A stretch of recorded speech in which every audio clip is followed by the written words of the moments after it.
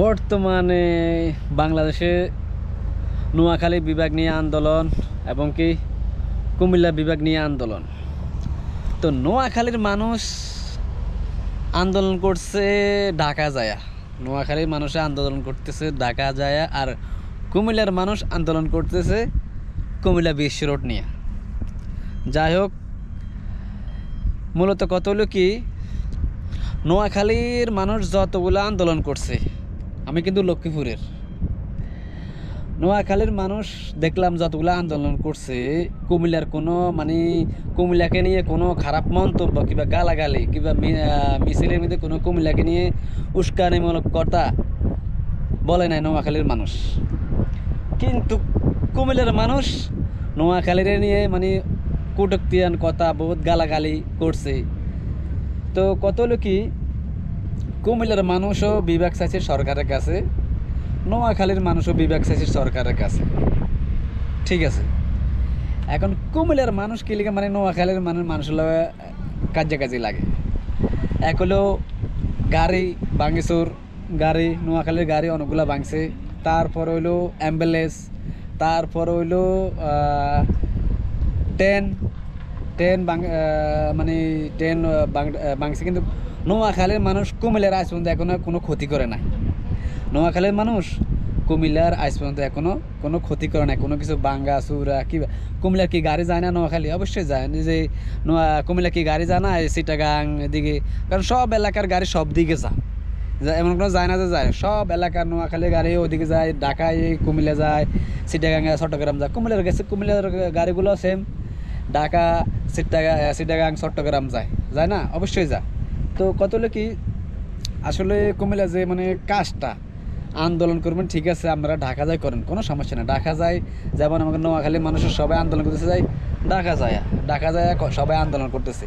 কিন্তু কুমিল্লার মানুষের আন্দোলন করতেছে শুধু কুমিল্লার ভিতরেই, কুমিল্লার এরিয়ার ভিতরে আন্দোলন করতেছে, কুমিল্লা থেকে বাইরেতেছে না। তো কত হলে কি, নোয়াখালী বিভাগ চাইতেছে, এখন কুমিল্লার মানুষের সহ্য না। বিভাগ তো দিব সরকারে, বিভাগ কি আর নোয়াখালী মানুষে দিব না? নোয়াখালী মানুষের পিছিয়ে এরা লাগছে কুমিল্লার মানুষ। এবার আইন কথা, নোয়াখালী যদি বিভাগ দেয়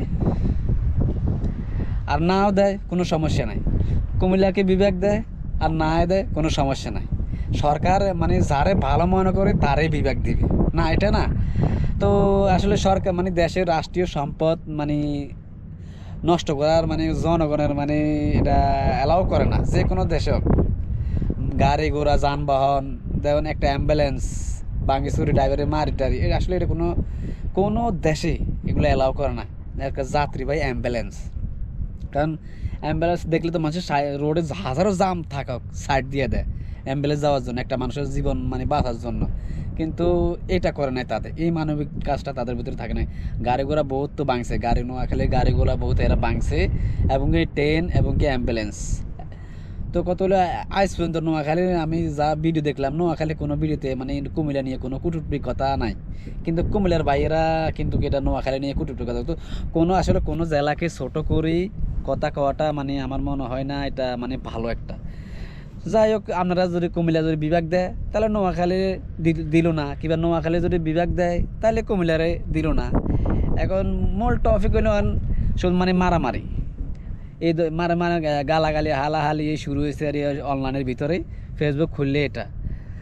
তো আর কি কম ভাই, বর্তমানে যে পরিস্থিতি বাংলাদেশের, সরকারও পাগল হয়ে যাইব। এই যে নোয়াখালীর মানুষে মিছিল দেয়, কুমিল্লার মানুষে মিছিল দেয়, বিএনপির মানুষে মিছিল দেয়, আওয়ামী লীগের মানুষে মিছিল দেয়, তারপরে ওই ঢাকা মেডিকেল কলেজের ছাত্রছাত্রীরা আন্দোলন, এনসিবিরা আন্দোলন, সরকার একবার মুরগায় পাগল হয়ে যাব।